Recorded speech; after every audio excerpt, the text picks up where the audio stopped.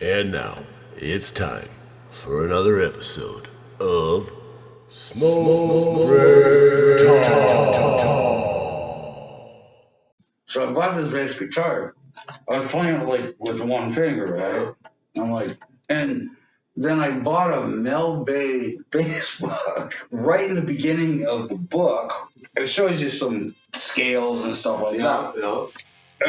I really didn't care about that because I wanted to join a punk rock band. I really don't give a fuck about scales. Now, I'm not saying scales suck. You should learn scales. Because they make you a better musician, in my opinion. But at the time, I was a young man, and I just, bought a bass guitar. I'm just trying to learn to play the damn thing. And I bought this Mel Bay bass book. So I skipped over the fucking scale part of it because I didn't even know what a scale was, I'm looking at this book and it's got, I didn't know what tablature was.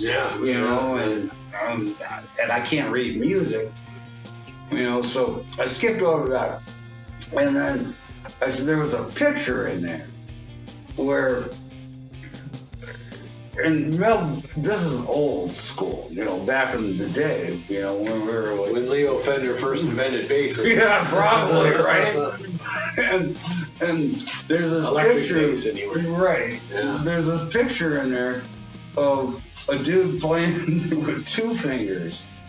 And I'm like, well, that's interesting. So I went in one instant from doing this to doing this. You're doubling it up, and you know what I mean? It's just like... Yeah. Well, a lot of basses, too, that one doesn't have it. Will have a place for you to put your thumb. Oh, yeah. Which I would imagine makes that a lot easier.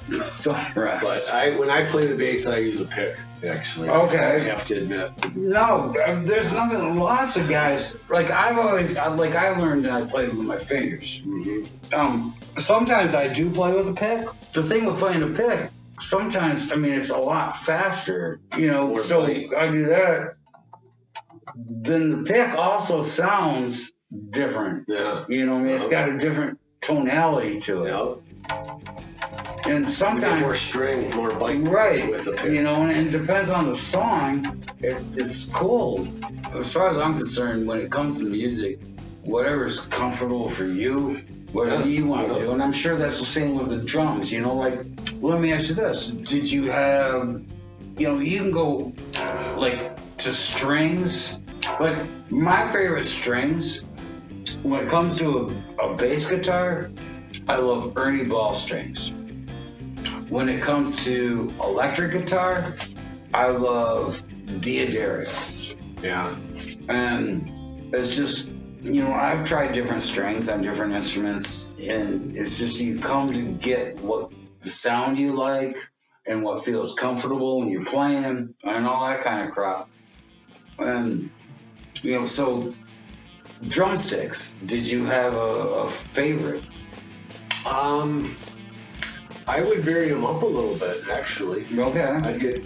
I would use different sizes. Okay. And a lot of times I would flip them around.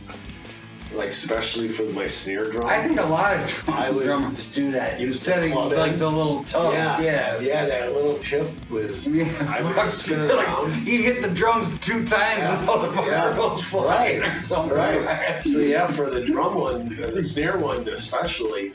And then I used to like to have a nylon tip drumstick too. Okay. Because I like the sound of the nylon tip on the cymbals, especially the ride cymbal. All right. You'd get that clear. It would lessen the washout of a ride cymbal. All right. And you could still get the washout if you wanted it, but I'm not a drummer. What's washout? It's just when that ride cymbal it vibrates so much, it just washes itself out. Okay. All right. It doesn't become an instrument in the band. It just kind of becomes a soundscape that just, you know. Right. And I didn't really like the washout part of it. Okay. All right. I like to hear the ting ting ting ting ting ting ting ting ting. Okay. When you can play this cymbal in different areas to get different Right. sounds, you know, towards the bell, towards the outer half. If you play on the outer half, that's when you get your washout. Okay. If that's what you're going for. So, as a drummer, like, the center of the bell, or the center of the cymbal is called a bell? The bell, yeah. All right. Yeah, you get interesting sounds out of that, too. Oh, yeah. Probably, like, higher tones and shit. Yeah. Now, when you're playing, do you... Let's say you're just playing a 4/4 beat. Do you like to use the hi-hat mostly, or like a ride cymbal or something?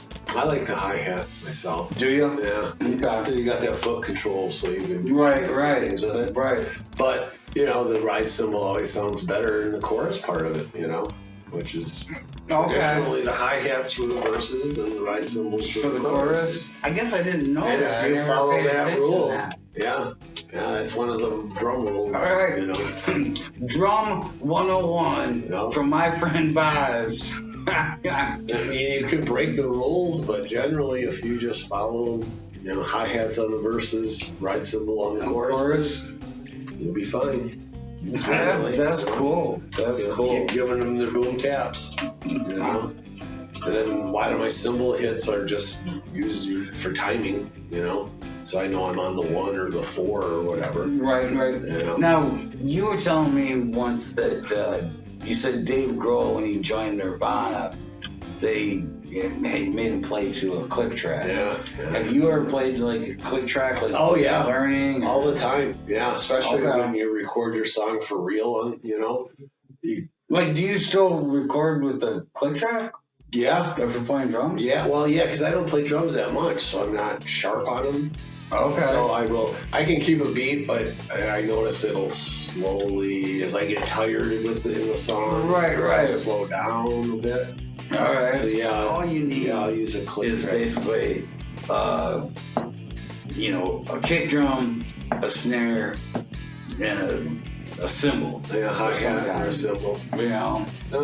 well, that's all you need when you play drums. I mean, that's how the Stray Cats were. Slim Jim Fallon. You know what I mean? He stood up playing. Yeah, I played a cocktail set. Yep. Yeah. That's what it's called, a cocktail set? I didn't know that. So yeah, they have those where the bass pedal is underneath, so it's all, it hits the big set, and then I mean, I don't know if he played a cocktail set, but they have them that, and they're nice and portable, you know. Right. And they're not huge, but you get all, you know, everything's like in a couple different things.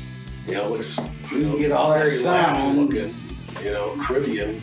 But I've seen guys, you know, use them and pull it off, and Yeah, he pulled it off. I mean, and your teardown takes as long as the guitar player, not 5 times longer. right. That's another thing I wanted to ask you.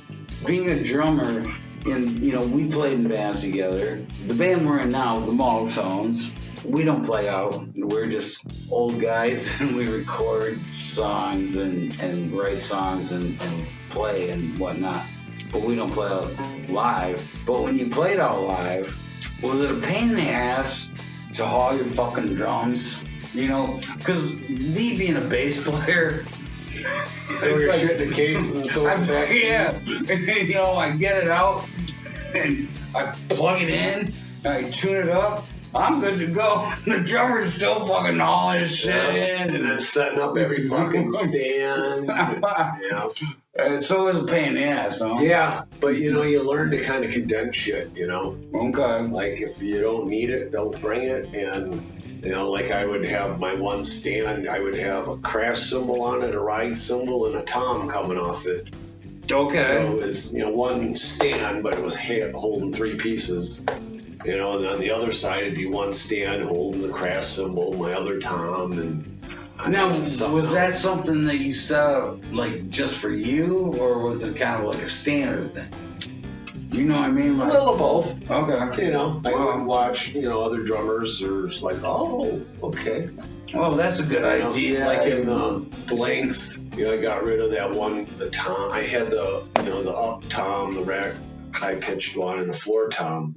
So I got rid of that tom that goes there and put the ride cymbal in right there. in that spot. Yeah. So, I always tried to get it so, everything was close, so you didn't have to reach for shit. Okay. That's when you lose your sticks and stuff. Sweaty hands. I remember the first time I bought painted drumsticks. Painted drumsticks? Yeah, they were like neon painted. Okay. They look cool as hell, but once you started sweating, those fuckers got so slippery.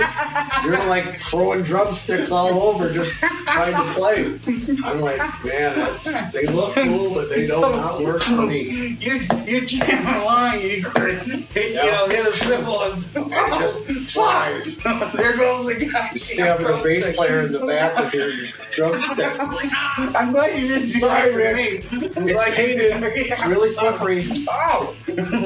What the fuck is that?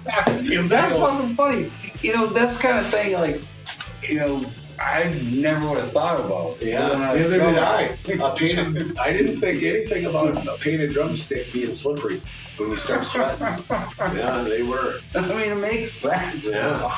No. I'm glad you didn't hit me with one, because I'd probably turned around, like, kicked your cymbal off or something. Yeah, I'd pulled it out of my back and threw it back. Fucker, take your goddamn drumstick.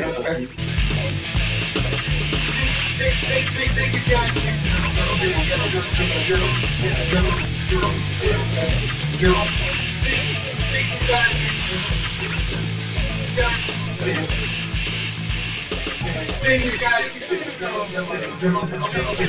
drumstick.